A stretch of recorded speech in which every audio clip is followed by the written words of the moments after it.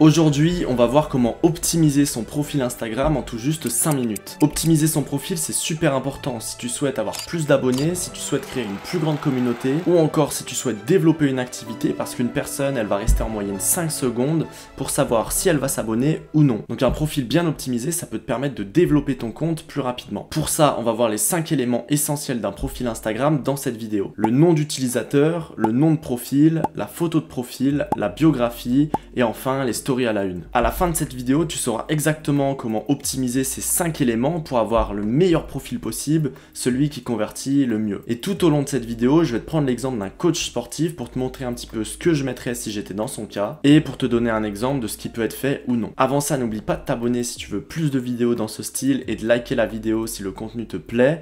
Nous, on se retrouve directement pour la première étape. Le premier élément à optimiser, c'est ton nom d'utilisateur. Attention à ne pas confondre avec ton nom de profil. Celui-là, ça va être comme ta carte d'identité. Il n'y en aura pas deux comme toi et c'est pour ça qu'il faut bien le choisir. Ce que je te conseille, c'est de rester court et simple en évitant un maximum les caractères spéciaux. En fait, garder quelque chose de compréhensible pour qu'on puisse te retrouver assez simplement. Par exemple, en mettant ton nom et ton prénom et tu peux mettre un point ou un tiret du bas entre les deux. Par contre, ce que je te conseille pas, c'est de mettre Pierre Durand, coach sportif tout collé ou des noms à rallonge, personne va s'en souvenir et ça va être trop compliqué pour te référencer dans le moteur de recherche d'Instagram. Le second élément, ça va être ton nom de profil. À la différence de ton nom d'utilisateur, celui-là, on pourra le reprendre. Donc il y a d'autres personnes qui pourront mettre la même chose que toi et il va plus servir à te référencer ou alors à apporter une précision sur ce que tu fais. Comme on le voit sur l'écran directement, quand on tape coach sportif, on a plein de personnes qui ont noté dans leur nom de profil coach sportif et ils vont être référencés aux yeux de l'algorithme d'Instagram. Donc dans notre exemple du coach sportif, ce que je vais faire, c'est marquer Pierre, mettre un tiret et mettre coach sportif. Comme ça permettra de nous référencer directement quand une personne va taper coach sportif. Et pour une personne qui vient sur notre compte Instagram, ça va lui permettre au premier coup d'œil de savoir ce qu'on fait. Encore une fois, je te conseille d'éviter un maximum les caractères spéciaux ou alors de mettre trop d'émojis parce que ça va te déréférencer et ça va être compliqué pour les gens de te trouver. Maintenant, le troisième élément et celui qui est le plus important selon moi, c'est la photo de profil. Pourquoi c'est le plus important? Parce que c'est ce que les gens vont voir directement. Quand tu vas liker leur post, quand tu vas commenter leur post, quand tu vas interagir avec eux, t'abonner à eux, etc.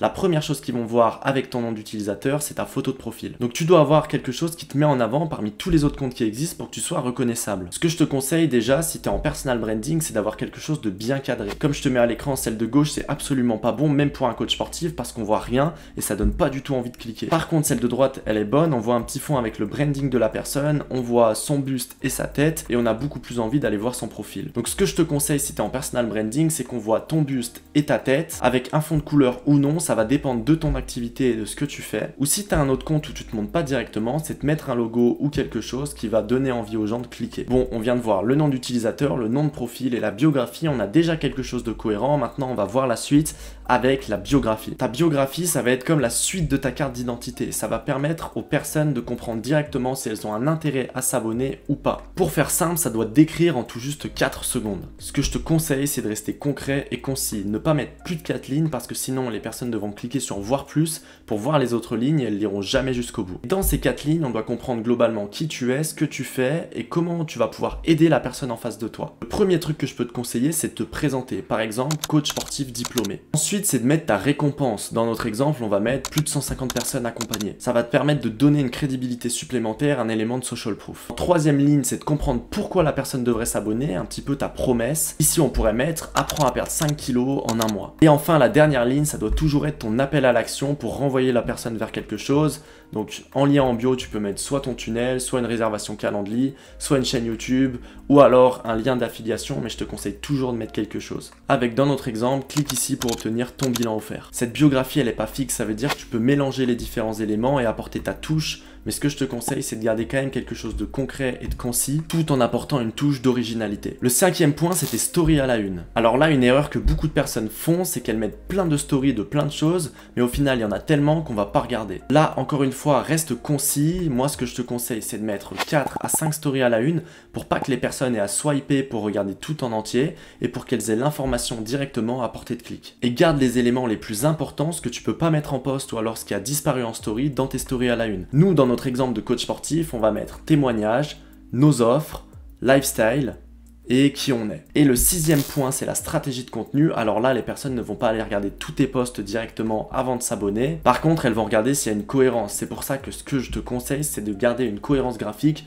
entre ton contenu, c'est-à-dire entre la police d'écriture utilisée, entre les couleurs, entre le branding et les éléments graphiques des différents posts, des stories à la une et de la photo de profil. Maintenant, tu as ton profil optimisé et la chose la plus importante à faire après ça, c'est ta stratégie de contenu pour ramener des personnes sur ton profil Instagram. Et justement, je suis en train de préparer une grosse vidéo à ce sujet parce que c'est quelque chose de beaucoup plus complexe et qui va prendre beaucoup plus de temps. Donc si tu ne veux pas la louper, je t'invite à t'abonner directement à mon compte. En tout cas, j'espère que cette vidéo t'a plu, n'hésite pas à la liker si c'est le cas. Nous, on se retrouve très vite dans une prochaine vidéo. C'était Mathis, ciao!